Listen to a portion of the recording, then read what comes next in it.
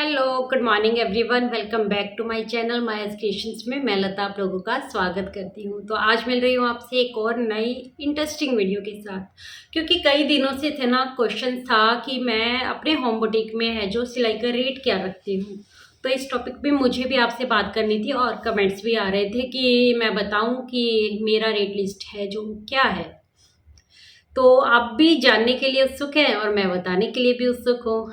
तो पिछले 2 साल से पहले थोड़ी सी स्टोरी है जो वो आप लोगों के साथ शेयर करना चाहूँगी कि कब से मैंने ये काम स्टार्ट किया है, कब से मतलब मैंने सोचा कि मैं भी सिलाई का काम कर सकती हूँ, मुझे भी अपना होम बुटीक है जो वो स्टार्ट करना चाहिए। क्योंकि देखिए, कोई भी जब हम काम स्टार्ट करते हैं ना, तो हमारे उसके पीछे का लॉजिक होता है ना, वो यही होता है कि हम भी अर्निंग है जो वो करना चाहते हैं। तो यही सोचकर मैंने भी अपना होम बुटीक स्टार्ट किया था। अर्निंग तो मैं करना चाहती हूँ और करना चाहती थी, लेकिन ये सच है कि मुझे जो इसका शौक है ना, वो बहुत पहले से था। बट कुछ था कि मतलब नहीं करना है ये काम, या ये काम नहीं करने दिया गया, ऐसे कुछ मेरे ऊपर भी थे। मतलब रिस्ट्रिक्शंस मेरे ऊपर भी थी। तो बस ऐसे करते करते शादी के कई साल हैं जो वो गुजर ही गए। तो बस अभी फ़िलहाल पिछले 2 साल से है जो मैं होम बुटीक वो चला रही हूँ, और बहुत अच्छा खासा रिस्पॉन्स है जो मुझसे इससे मिला है। इतना मोटिवेशन मुझे मिला है अपने काम करने से। जब कस्टमर मेरे पास आने लगे ना, और मुझे अपने काम के लिए सराहना भी मिलने लगी, तो सच बात ये कि मुझे ना बहुत मोटिवेशन मिला उससे। इसीलिए फिर मैंने सोचा कि जब होम बुटीक स्टार्ट किया तो फिर धीरे धीरे मैंने चैनल भी यूट्यूब पे अपना अकाउंट बनाया। लेकिन अकाउंट बनाने के बाद फिर मैं कई टाइम तक ऐसे ही सोचती रह गई, वीडियो डालूँ नहीं डालूँ। तो ये सोच के ये एक अलग जर्नी है यूट्यूब की, ये मैं बाद में कभी अलग से डिस्कस करूँगी। बट यहाँ पर बात कर रही हूँ कि होम बुटीक मैंने स्टार्ट किया जब मेरी मम्मी की डेथ हो गई थी ना। उसके बाद मैं काफ़ी डिप्रेस्ड रहने लग गई थी, और मुझे ऐसा लगता था कि ना मैं बहुत बिल्कुल अकेली सी हो गई हूँ, ना किसी से बात करने का मन करना, ना कुछ और। तो फिर मैंने ये होम बुटीक का है जो आइडिया मेरे दिमाग में आया। आइडिया कैसे आया दिमाग में कि मैं अपनी बेटी के ना कपड़े ऐसे बना दिया करती थी, जैसे सोसाइटी में जो कुछ हुआ, मतलब जन्माष्टमी है तो उसका लहंगा सिल दिया।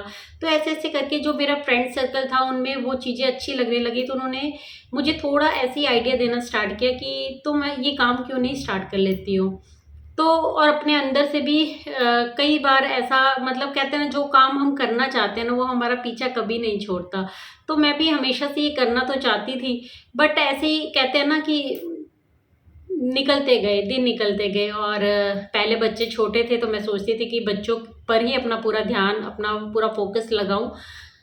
तो बस इसी जद्दोजहद में है जो वो दिन, महीने, साल गुजरते गए। फिर फाइनली मैंने डिसाइड किया कि सब लोग ना अपने अपनी लाइफ में बिजी हैं, किसी को किसी के लिए टाइम नहीं है, और मैं अपने आप में अकेला फील क्यों करूं। तो फिर मैंने स्टार्ट किया अपना होम बुटीक। और होम बुटीक आपको आज बताना चाहूँगी कि जो मैंने नाम रखा है, और यूट्यूब चैनल का नाम भी मेरे मायाज क्रिएशन है।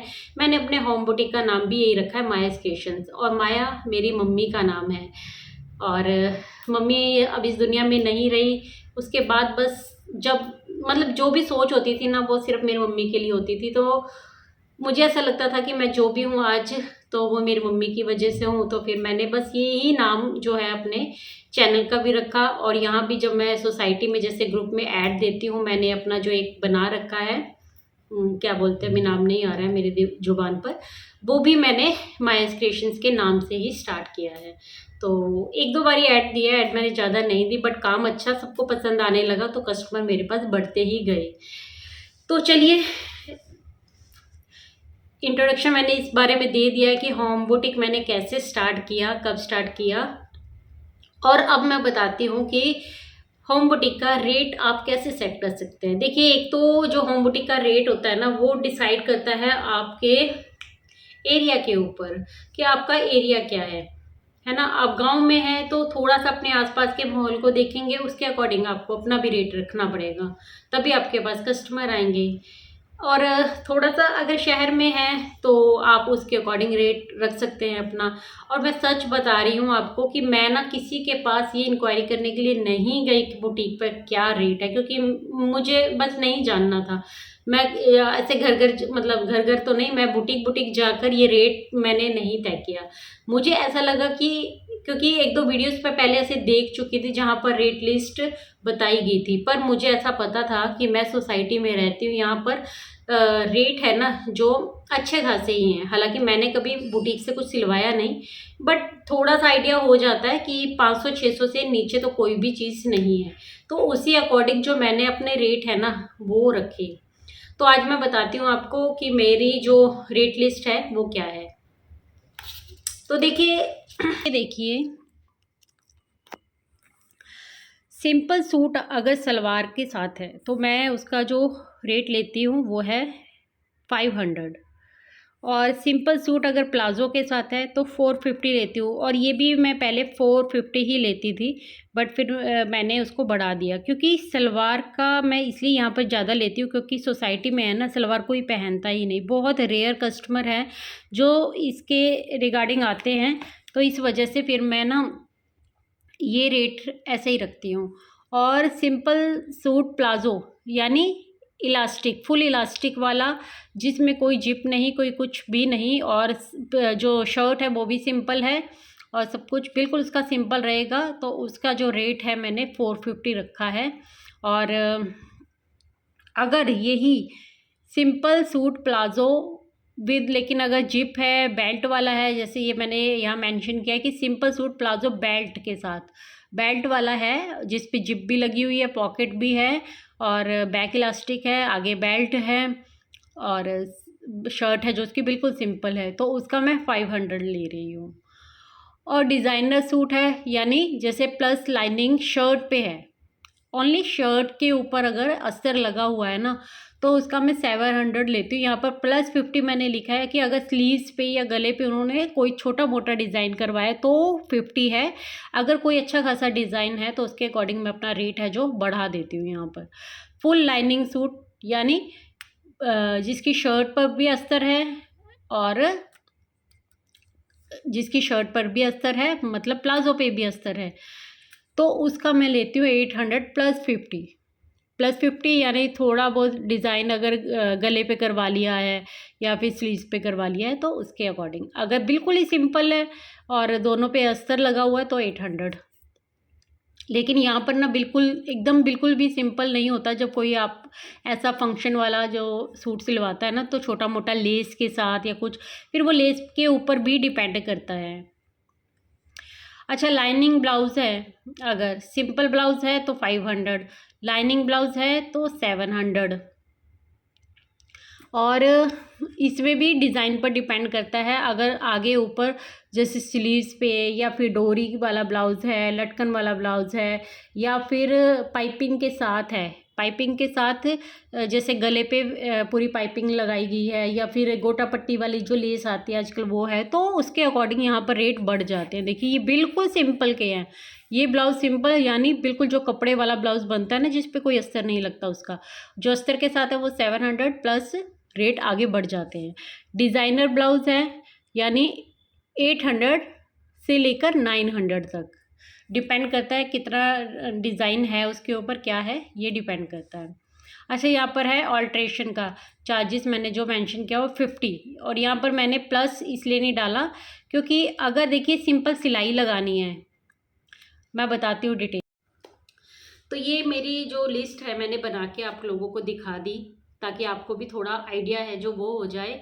अच्छा, अल्ट्रेशन का काम मैं कैसे लेती हूँ कि अगर मतलब जैसे मान लो कि किसी का मीडियम साइज़ है और लार्ज साइज़ उसकी कुर्ती है और उस पर दोनों साइड सिलाई लगानी है यानी फिटिंग की एक एक सिलाई लगानी है, तो मैं उसका 50 लेती हूँ। लेकिन अगर किसी की मतलब ऐसी है कि छोटी कुर्ती है उसको बड़ा करना है, या फिर स्लीव्स निकाल के, या फिर कुछ टांका है जो निकाल के उधेड़ कर उसको वो सब काम करने वाला है, तो 80 से लेके 100 और 100 प्लस भी वो काम हो जाता है। काम पर डिपेंड करता है कि वो काम कितना है, आप काम समझ रहे हो आप। मान लो यहाँ से आर्म होल से पूरी सिलाई निकालनी है तो 80 प्लस ही उसका जो है मैं चार्जेस है जो वो लेती हूँ। और आपको इस वीडियो के ज़रिए जो भी सिलाई कर रही हैं मेरी बहनें, मैं उनको एक ही रिक्वेस्ट करूँगी कि अगर आप सिलाई कर रही हैं तो बहुत ही बढ़िया है। और जो जो बहनें अभी भी सोच रही हैं ना कि हमें सिलाई करनी है या हम सिलाई सीखने के बारे में सोच रहे हैं, तो मैं आपको एक ही बात कहूँगी कि वक़्त है ना जो बहुत तेज़ी से निकलता है। अगर आप सच में ये बिज़नेस करना चाहते हैं ना, इस फ़ील्ड में आना चाहते हैं, तो बहुत ही तरक्की है आपकी। देखिए, कहते हैं ना कि सिलाई का काम कभी भी आपका पीछे नहीं रह सकता। अगर आपको सिलाई आती है, आपके अंदर ये हुनर है ना, तो आप घर बैठे पैसे कमा सकते हैं। मैं भी होम बुटीक घर बैठे ही चला रही हूँ। अपने घर के एक कमरे को मैंने अपना होम बुटीक बनाया है। तो इसके लिए मैंने कुछ इन्वेस्टमेंट नहीं की ज़्यादा। जो मेरे पास चीज़ें थी अवेलेबल, मैंने उसी को मिक्स एंड मैच करके यहाँ पर चीज़ें हैं जो वो अरेंज की हैं। बस एक ये रूम है जिसको मैंने एक सेपरेट रख लिया, और इस रूम में पहले बेड हुआ करता था, डबल बेड था इस रूम में, वो मैंने निकाल के दूसरे कमरे में शिफ्ट कर दिया, और फिर मैंने इसको अपना पर्सनल रूम है जो वो बना लिया। देखिए, आपके काम की अगर कोई पर्सनल जगह होती है ना, तो आपका काम है जो और अच्छे से मन लगाकर आप उसको कर पाते हैं, बिना किसी डिस्टर्बेंस के। क्योंकि होता है बहुत बार बच्चे घर पे हैं, हस्बैंड घर पे हैं, तो काफ़ी डिस्टर्बेंस होती है काम को लेकर होम बुटीक में। बट अगर आपका कमरा सेपरेट है, तो आप थोड़ा उसको बंद करके या उनसे अलग होकर भी अपने काम को कर सकते हैं, अगर आपका ज़्यादा जल्दी का काम है। बाकी तो होम बुटीक है तो घर पे घर वाले परिवार के साथ रहकर हम उसको मैनेज कर सकते हैं। तो देखिए, सिलाई का जो बिज़नेस है अपने आप में एक बहुत अच्छा बिज़नेस है। आप चाह रही हैं, सोच रही हैं कि आपको सिलाई का काम करना है, तो मैं कहूँगी कि और देर बिल्कुल मत कीजिए। आप इसको करना स्टार्ट कर दीजिए। अगर आपको सिंपल सिलाई आती है ना, तो आप थोड़ा-थोड़ा करके इसको काम को स्टार्ट करें। और अपने एरिया वाइज़ जो उनके रेट चार्जेस हैं जो वो फिक्स कर दीजिए। आप उनको धीरे-धीरे फिर बढ़ा भी सकते हैं। मैंने पहले सिंपल 450 ही रखा था। मैं बेल्ट वाले इलास्टिक के साथ भी 450 ले लेती थी। 1 साल तक मैंने ऐसा किया है, लेकिन फिर मैंने उसको धीरे-धीरे जो फिर न्यू क्लाइंट्स हैं जो मेरे पास आने लगे ना, तो फिर मैंने उनको धीरे-धीरे बढ़ा दिया। और सलवार वाला तो बहुत ही रेयर होता है जो मेरे पास आता है। बाकी कोई ना कोई ऐसा ना मतलब डिज़ाइन ही होता है जो, मैं ये नहीं कहूँगी बहुत ज़्यादा चटक-मटक, लेस, ये डिज़ाइन नहीं होते हैं। वो थोड़ा-सा, मान लो एक शर्ट बनानी है, कुर्ती उस टाइप की बनानी है, ए लाइन कुर्ती है, तो ऐसे-ऐसे करके ना अलग-अलग टाइप की चीज़ें होती हैं। बाकी जो सिंपल रेट लिस्ट थी वो मैंने आप लोगों के सामने शो कर दी है। तो इसी अकॉर्डिंग है जो मैं अपने सिलाई के चार्जेस हैं वो रखती हूँ। आपको आज की वीडियो कैसी लगी ये भी बताना, और मेरी रेट लिस्ट आपको कैसी लगी। आप इससे मतलब आप भी अपने होम बुटीक में क्या चार्जेस लेते हैं वो भी मेरे साथ शेयर कर सकते हैं। और मुझसे ज़्यादा लेते हैं या मुझसे कम लेते हैं ये भी आप कमेंट सेक्शन में बता सकते हैं। तो आप ज़रूर से बताइएगा मुझे, कि जो भी लोग जानना चाहते थे ना कि मैं अपने होम बुटीक में क्या चार्जेस ले रही हूँ, आज मैंने आपको बताया है। तो आई होप मेरी आज की वीडियो आप लोगों को अच्छी लगी होगी। वीडियो पसंद आई हो तो एक लाइक ज़रूर से देके जाइएगा। कमेंट सेक्शन में मुझे अपने सुझाव, अपने आइडियाज़ और अपनी बातें हैं जो वो बताना बिल्कुल मत भूलिएगा। आप भी मेरे साथ शेयर कर सकते हैं कि आप सिलाई का जो है चार्जेस क्या लेते हैं, तो मुझे अच्छा लगेगा। तो चलिए फिर मिलते हैं एक और नई इंटरेस्टिंग नेक्स्ट वीडियो के साथ। तब तक के लिए take care, bye bye, thanks for watching guys.